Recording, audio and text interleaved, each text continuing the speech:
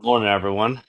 So, I know it's been a little bit of pause between this video and the last one, but we'll jump right in. This is part two of Dirt to Dream Home.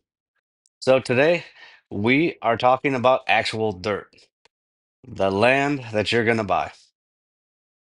This is where you get to choose, is it going to be wooded? Is it going to be open? Um, how close to the road is your house going to be? All those things are kind of the pretty aesthetic part.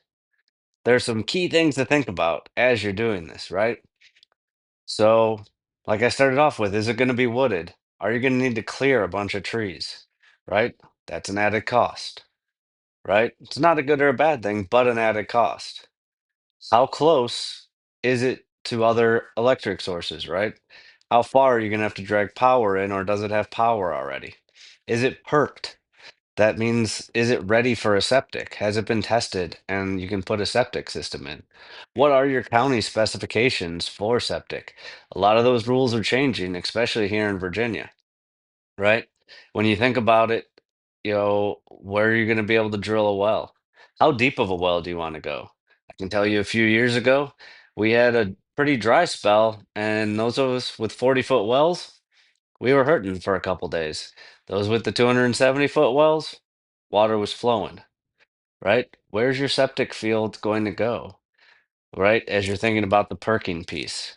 Um, you know, choosing that piece of land has so much to do with emotion as well as practicality for your budget, right? So when you're thinking about this and you're talking to your builder, ask those detailed questions.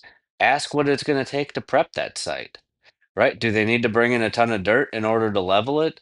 Do they, like I said, do they need to rip out a ton of trees?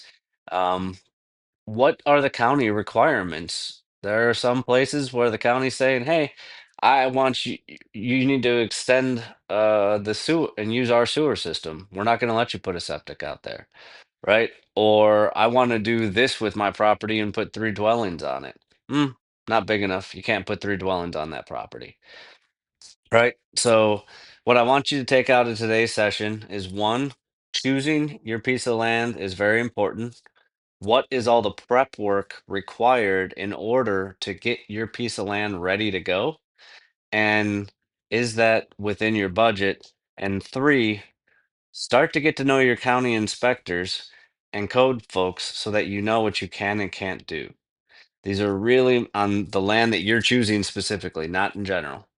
All right. We'll be back in a few days with the next.